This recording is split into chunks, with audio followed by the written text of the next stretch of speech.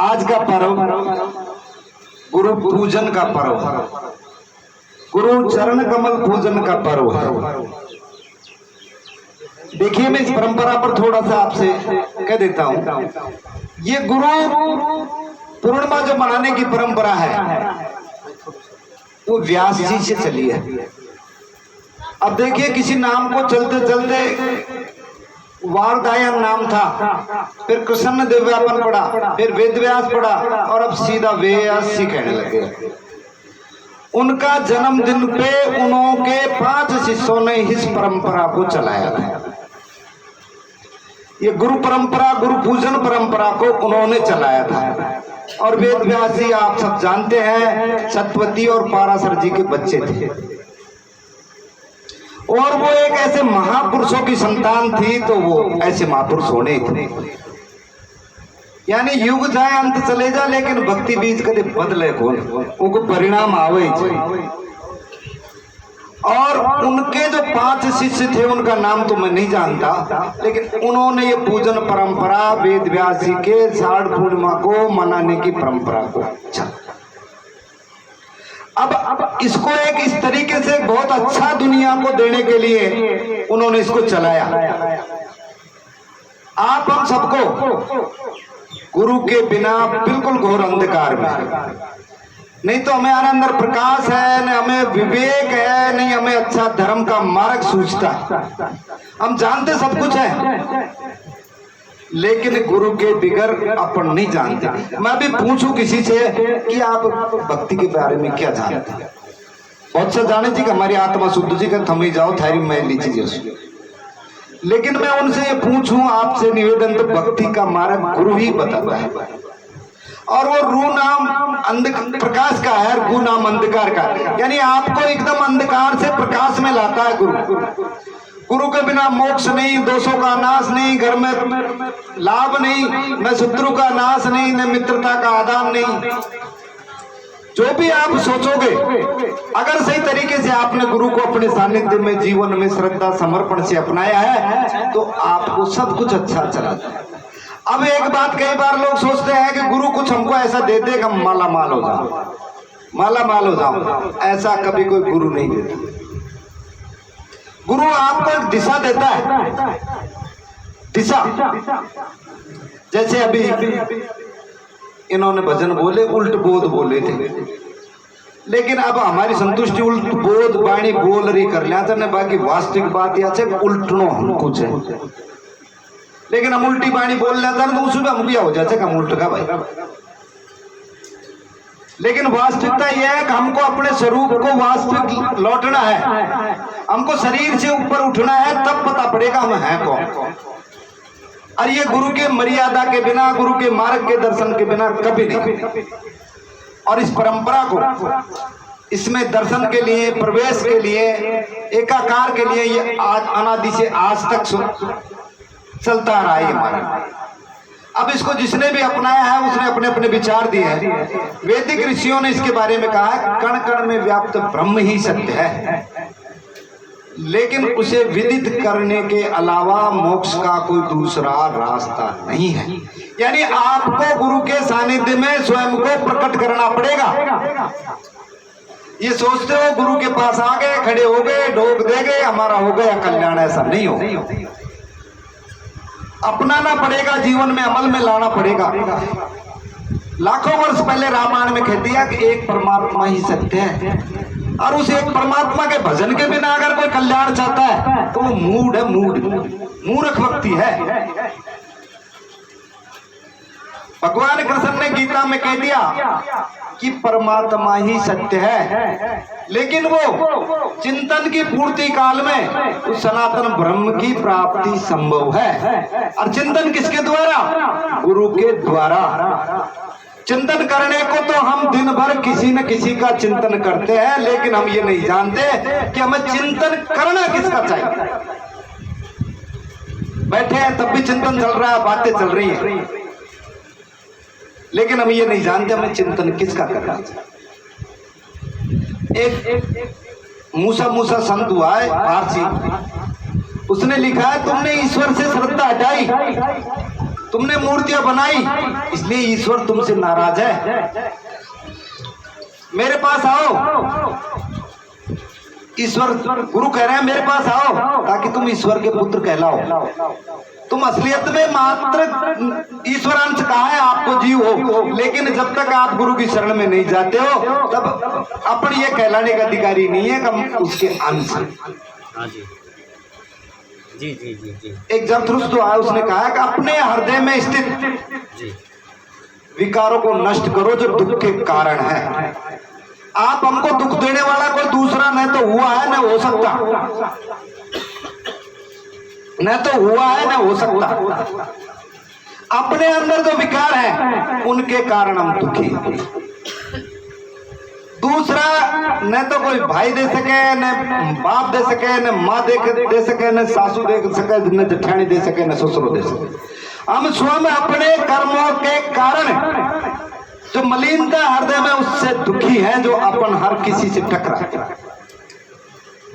ये बात कईयों के गले नहीं उतरेगी कि ऐसा नहीं होता है, मेरी तो जीवन में कोई गलती नहीं है, ये मानते हैं।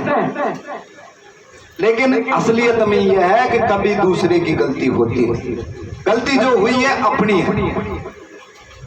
अगर इस बात को जीवन में आदमी करे, प्रत्येक कार्य को अगर गुरु के सानिध्य में रहता है तो उसका चिंतन, उसका विवेक, उसकी बुद्धि, उसकी सोच शक्ति इतनी प्रखर हो जाती है कि एक कार्य को ही वो जरूरी नहीं कि उसको लड़ करके करना है, विरोध करके करना है। उसके कई तरीके, कई ऑप्शन होते हैं, लेकिन जिनके पास गुरु का ज्ञान नहीं होता है, विवेक नहीं होता है, बुद्धि कमजोर होती है, वो एक ही ले लेते हैं, मैं गलत को नहीं किया, गलत बस, और लड़ाई चल। इसलिए अभी गुरु चरण पूजन की बात है तो कबीर साहब ने एक जगह एक बात बताई है कि गुरु के चरण वास्तव में बुद्धि और विवेक है, बहुत सूक्ष्म मामला है। जिन्होंने बुद्धि विवेक से गुरु के विवेक को, विचार को पकड़ा, वो तो चरणों को पकड़ लिया, मान लेना, उनके चिन्हों को पकड़ लिया। अन्यथा महाराज जी के डोग दे जाओ, देह से आपकी रमन। इन्होंने जो मार्गदर्शन दिया है उसको पकड़ो, अन्यथा केवल गाने और बजाने से कुछ नहीं होने वाला। और एक दयानंद जी हुए हैं, उनने कहा गुरु कृपा जब होती है तो शत्रु मित्र हो जाते हैं, विपत्ति संपत्ति हो जाती है।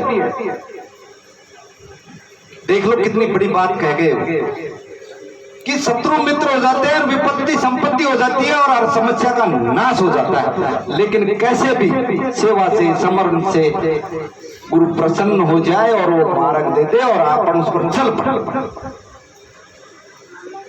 ये बात गुरु की महिमा में करा। और गुरु भी 4 प्रकार के होते हैं, 4 प्रकार के। अब उनमें से आप देख लेना आपका गुरु कैसा है और हमारा गुरु कैसा है और हम कैसे मार्ग पर चल रहे हैं। कई जगह के बैठे हम, मैं भी दूसरी जगह का हूं। एक तो चंदन को गुरु माना है, चंदन को भी, लेकिन महापुरुषों ने जब संत बराबर में बैठे तो उन्होंने चंदन को देखा, उसको ज्यादा रगड़ते हैं ना तो उससे आग हो जाती है, आग जल जाती है। अरे कहती इसमें भी आग जलती, कहती है काम का नहीं, थोड़ा सा कहती ज्यादा प्रश्न उत्तर पूछा और कहते आग बढ़िया हो जाए, कहती यह भी काम का। दूसरा बताया है दीपक को, दीपक प्रकाश करता है, लेकिन प्रकाश दूसरों को तो कर देता है लेकिन खुद अंधेरा। यानी मैं आपको जो महापुरुषों से सुना वो कह रहा हूं, आप में सोच सके तो कोई मेरी बात को मान ले, लेकिन मैं तो भट्ट को भट्ट कहीं भी को जानो गुरु का मामला। वह स्थिति दीपक गुरु की जगह। तीसरा होता है पारस गुरु, जो लोहे को कंचन बना देता है, लोहे को सोना बना देता है। तो वो भी बात एक है कि लोहे को अगर सोना बनाया तो एक योनि से दूसरी योनि, और वो भी एक लंबी कहानी है कि वो अगर सोना की खान में गए तो उन्होंने खेती कहते भाई तू भी हम कौन असल सोनो कौन कहते, और फिर वो वापिस लोया में जाते थे कहते भाई तू लोहे को तो वो कत को ही को रहे। और चौथा गुरु होता है भृंगी। गुरु को कीजिए कोटि कोटि प्रणाम, कीट न जाने भृंग को गुरु कर ले आप सब। एक और कहते हैं कि पारस से जो पारस बने ना वह भी गुरु हो जाए, लेकिन वह ऐसे कोई बातों को बड़े आज तक वो पारस संति है जो अपने समान कर लेगा। तो कीट भृंगी आप हम सबने देखा है कि आपने दीवार में, खाट में, कूणान में, जंगलान में एक छोटी सी तातूण है जो एक माटी को घर से बना ले, और एक में लट लिया रखे थे, एक में वो खुद रहते।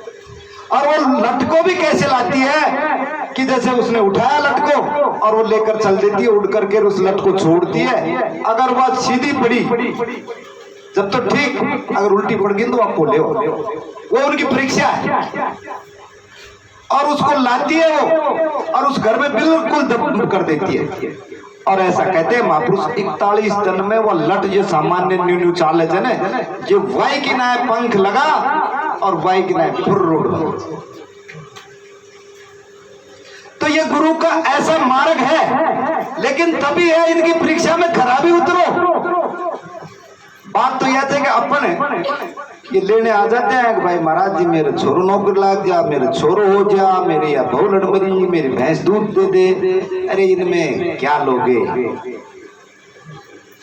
इनमें मिलेगा क्या, लोगे क्या? चलो ये भी ठीक हो गया आपका काम महाराज जी से, बहुत छोटी बात मानते हो आप, मानते हो ना जो भी छोटी मानते हो, इसमें भी कंजूसी है आपकी और हमारी। भगवान कृष्ण मोरा में जब वो रतन कंवर को काट्यो तो चीर कर दी, और उनके बाद में एक घर रख दी एक वहां, तो उन्हें भोजन करने लगे। तब कहा कि उसको बुलाओ रतन कंवर को। अरे कहते महाराज आओ को खासू, कहते बलार चीर कर दी। नहीं कहते बुलाओ उसको, आवाज लगाओ तुम। अब घर का भापड़ा खाए का आवाज लगाऊं, लेकिन वो इतने भक्त थे कि संतन की बात को टाल नहीं सकते थे। कबीर साहब की तरह एक दन में दियो जोड़ लो, धरणी कह दी तो दन में दियो जोड़ ही दियो, अन्य को क्यों, परंतु किंतु यार दन में दिया कहीं जरूरत। तो आवाज लगाई, वो रतन कंवर आ गया, और अर्जुन ने फिर वटे में की। अरे कहते भगवान आपने बड़ा धोखा किया मेरे साथ। कहते आपके साथ धोखा क्या कर दिया मैंने? कहते मेरे लड़को अभिमन्यु जब मरियो, जब तुमने कहते वो बुझी हुई वो क्यों करो ना, कहते तब कृष्ण ने कहा उसमें मेरी गलती नहीं है, गलती है कहते तेरी। मेरी क्या गलती है? कहते तूने सुना ही नहीं रहे कि मिनट में पग आ गए भटार, कहते कल का सूर्य उदय उससे पहले तो कहते जयद्रथ का वध करूंगा। तूने यह प्रतिज्ञा कर ली, यह मांगे, मैंने तुमको दी थी, मेरा दोष नहीं है। तो अर्जुन को पछताना पड़ा। उसी प्रकार से आप जुड़ गए, कैसे भी जुड़ गए, दुख से, परेशानी से, समस्या से। तो अब असल जो भक्ति का जो रस है गुरु से, जो भृंगी बनने का जो रस है, वो आपको लेना चाहिए महाराज जी से। कहना चाहिए कि महाराज जी या तो सुखी छाई, लेकिन हमको यह भी दे दो महाराज, और ये असल कमाई है आपकी और हमारी। अपने महापुरुष योग क्षेम बताते हैं, अगर अपना इससे देह नष्ट होगी, देह जाएगी, तो भी आप और हमको ये कमाई सुरक्षित मिलेगी, और बाकी बेटा, धन, दौलत, जमीन, मकान को तो कोई अत। लेकिन महापुरुषों का प्रणाम है कि आपने जो भजन किया है वो धन है, वो आपको सुरक्षित मिलेगा। अब देख लो, आप धन जोड़ लो, सुख अथ को देख लो, चाहे अथ को। इसलिए गुरु की बहुत बड़ी महिमा है, मैं शब्दों के द्वारा नहीं कर सकता। और अब मैं इससे थोड़ा हटके भी निवेदन कर दूं, शांति